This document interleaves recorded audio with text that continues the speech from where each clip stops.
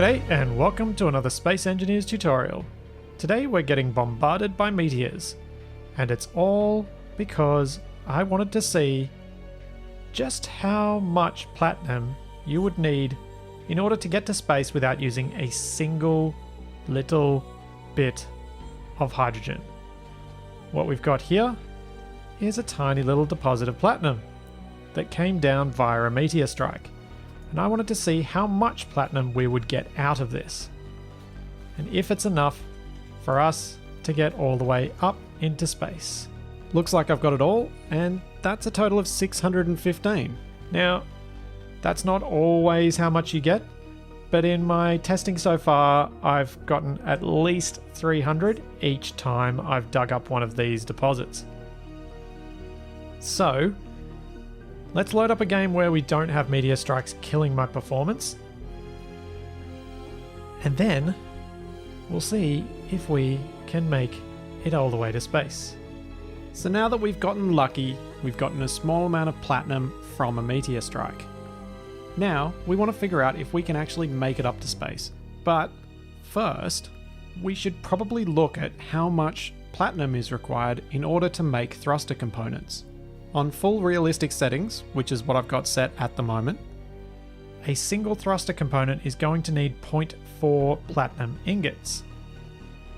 To make those, on a refinery with no upgrade modules, you're going to need far less than what I managed to collect on any of my deposits.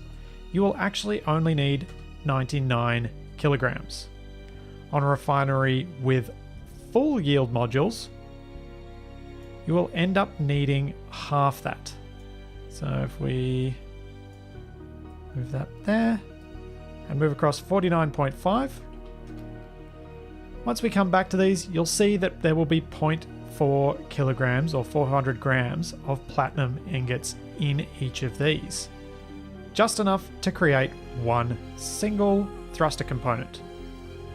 The good news with that is, when you're talking about small ship ion thrusters, they only need a single thruster component to be made. So if you could get to space with a single thruster component, or a single ion thruster, you won't need anything else. And turns out that's actually possible. So we'll start by placing down a small landing gear. Then place a remote. Then we'll place a reactor on that. A gyro on the front.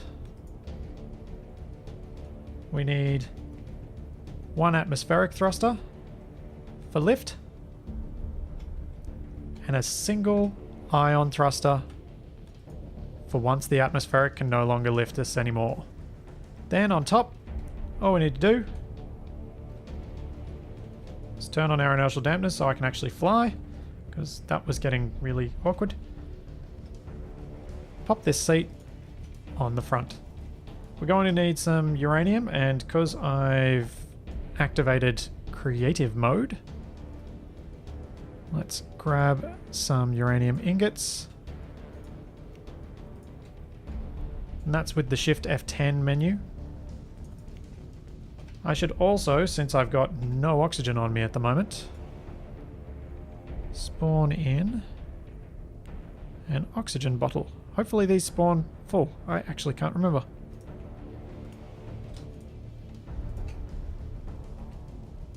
They do not. Alright. I'll be back in a sec once I get my oxygen.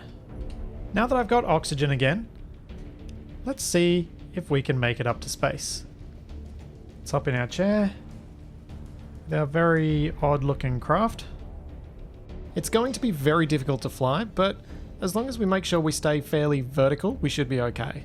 And if we do get sideways, it might get ugly, but it should be okay. And it might be a bit difficult to land on the way back down. But this thing will work. Ready to launch in 3, 2, 1, launch. And the landing gear locked again. There we go, that's better. And away we go. It's not going to be the safest thing for me to do this with my helmet open, so let's close that. And then we'll zoom, zoom, zoom all the way up. Conveniently, that GPS marker is pretty much directly beneath me, so we'll be able to see just at what point the atmospheric thruster cuts out and the point where the ion thruster starts working for us. As we should see a dip in our speed, but if we're going fast enough, we'll actually carry all the way through that slowdown zone and be able to continue on once, basically slingshotting ourselves across the zone where the two thrusters aren't quite working well enough to keep us aloft. So we are already 8 kilometers up. I think this may actually be light. Oh no, we're slowing down a little bit now at 8.7. Will we start accelerating again? We've got 0.73 G's of gravity. Still slowing down, 82, 81, 80. We're almost 10 kilometers up. Are we going to start accelerating again? 72, 71. I think we might be starting to get a little bit of juice out of that ion thruster. Yep. And we're clean through the dead zone.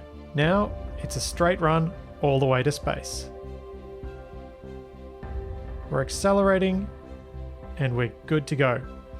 So as it turns out, if you want to travel to space with a contraption like this, you only need the tiniest amount of platinum to do it.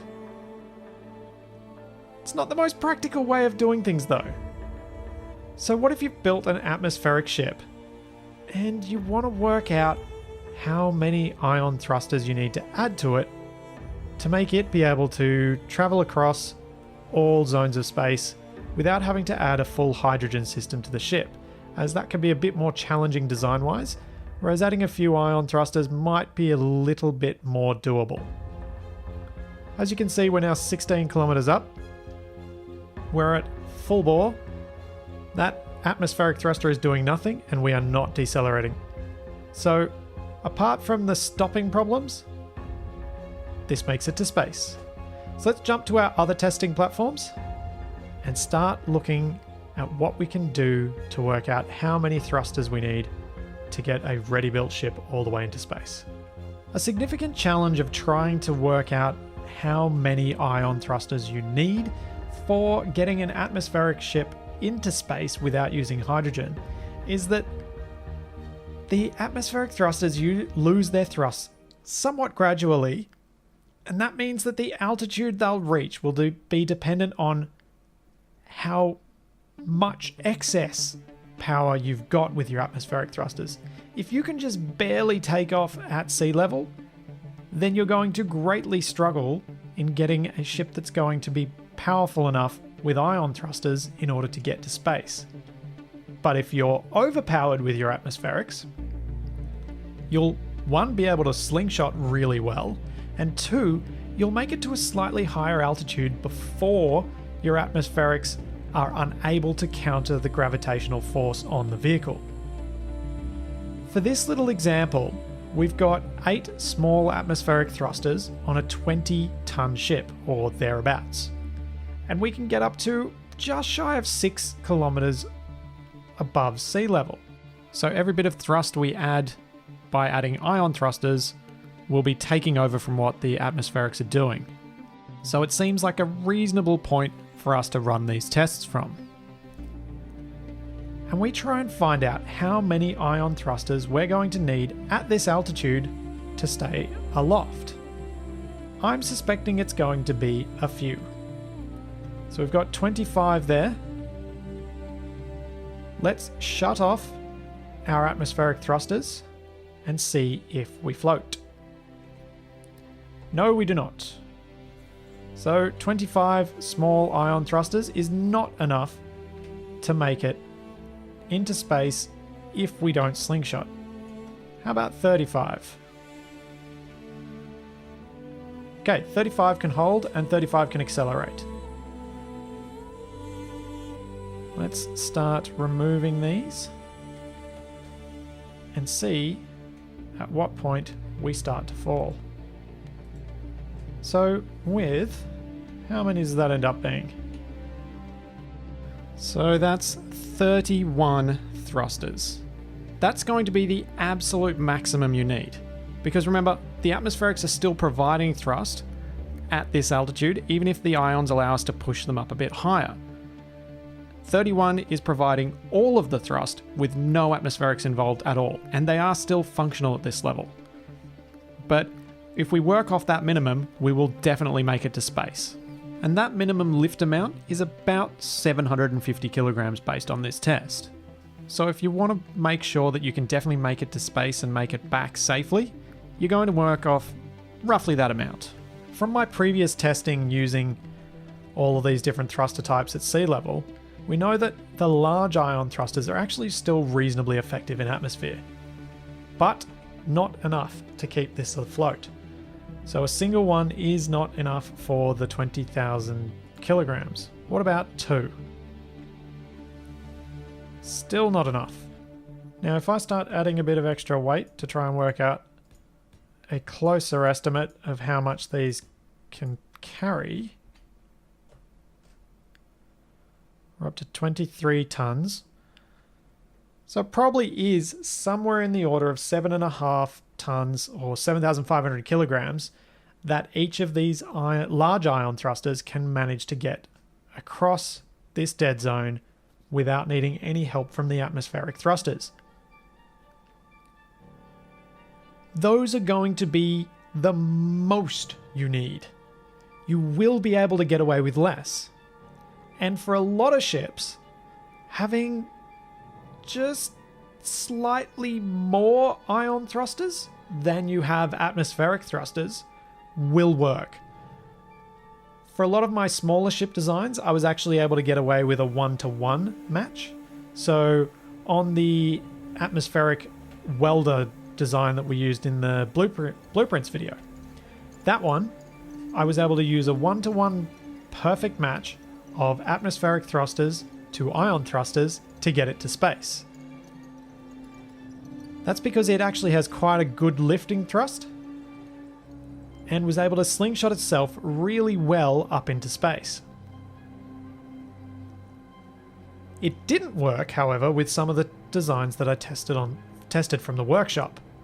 Where I matched them perfectly, they didn't quite have enough lift in order to get all the way into space. You can see now we're almost 3,000 meters off the ground. These 3 ions, which could lift us at that higher altitude, are no longer able to arrest our fall. We are actually accelerating despite them putting out their maximum amount of thrust. So we need to add in those atmospherics or we're going to crash into the ground. Next up, we need to head back up to that altitude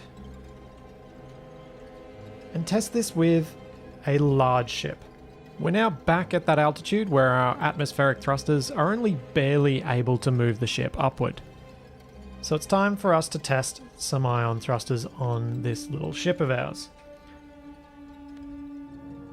Let's pop out that glass so that we can head out this back wall and add some thrusters to our ship. Let's start with large. If we place 1 and 2 large ion thrusters,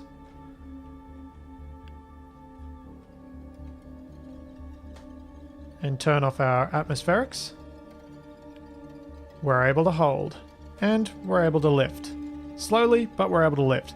So it's just barely. That means on a large ship, you're probably going to need 1 large ion thruster for every 200,000 kilograms. But what about the small ions? Well, we're going to need a lot more. Let's start with 30. And they're holding. Excellent. At 24, we are just barely able to lift. So that means we've probably found roughly the balance that we'd need. With these 24 thrusters barely able to lift the ship at a height where the atmospherics have basically cut out, that means each small ion thruster on a large grid is going to be able to lift about 17,500 kilograms. Whenever I talk about numbers like this, I always try and give myself a bit of a safety margin so that they'll work in conditions I haven't quite expected for, such as having a slight tilt, because we don't want to have to perfectly align ourselves for every single launch. You will be able to get away with fewer thrusters than these numbers would tell you, because the atmospherics stay functional higher than we've tested, and you may be able to use a slingshot maneuver. When I was flying this crazy looking seat of death, we saw that we needed to use a slingshot maneuver to get us across the dead space between the atmospheric and the ion thrusters. So, if we're going to use that sort of maneuver, how can we work out how many ion thrusters we're going to need to add to an already established build? Well, if we look at this ship as an example, it weighs just shy of 20,000 kilograms. It's got 8 atmospheric thrusters. A couple of them were switched off, they're now all on. And if we lift off the ground, we can see that it lifts quite quickly. Now, if we launch this all the way up using its full momentum with all 8 thrusters, let's see how high we go. So it looks like we'll make it to about 8 kilometers. I think that is a reasonable testing point for us to look at the next strength ratings on our ion thrusters. So if we can slingshot to 8 kilometers, then if we have this many ion thrusters, we should still be able to make it to space. We're now back at 8 kilometers up with a large ship and our ion thrusters doing all of the work. And I'd like to find out just how many of them we actually would need if we'd managed to slingshot ourselves this far. So we've got 9 that we can switch off. We can still lift with all of them on. Let's turn 2 off. Can still lift. Turn 2 more off. Can still lift. 2 more off. Still lifting. Let's turn the rest of the ones that we've got on here off. And we are falling. So we can have 8. Oh, no we can't. We can only have 7 of them off. That means we're needing 19 of them. So if we're needing 19, and previously we needed 24. Why do I keep saying 26? At 5.5 kilometers up, we needed 26 thrusters to keep our ship aloft. At 8 kilometers, we actually only need 19, so that's a drop of almost down to 3/4 of how many we needed. Each thruster is now able to lift an extra 5,000 kilograms. Previously it was 17.5, and now it's 22.5 per thruster. So you can get away with a reasonable number less if you're going to be able to slingshot yourself up to about 8 kilometers. As you saw, that 8 kilometer value came about because my small ship was able to get up to about that level with its atmospheric thrusters. And a lot of my ships where I was using that slingshotting across the dead zone maneuver, they reached about that 8 kilometer level. So it seems to be something quite achievable.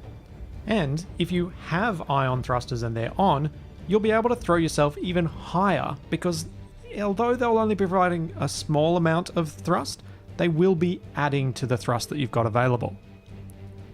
Now, these numbers aren't too specific, and I haven't gone into all the different variables, and that's because there are actually some websites that might help you in this. And while their results didn't quite match up perfectly to my tests, their suggested amounts of thrusters that you would need are actually greater than what my tests suggested I needed. So you'll always be safe using their estimates. This is particularly true in the case of the speed.galaxy website. It seems to underestimate the amount of thrust you'll get in atmosphere from ions, so feel free to use it for any of your designs and know that you will be able to make it to space. I also particularly like it as it shows where the dead zone will be, where you don't have quite enough thrust, and you can estimate how far your slingshot will need to carry you. Hopefully this will help you guys that have managed to pick up some platinum through luck or skill, or if you like me, luck, and get yourself up to space without having to dig into any of those enormous ice lakes. As always, there is plenty more to come, so I will see you then.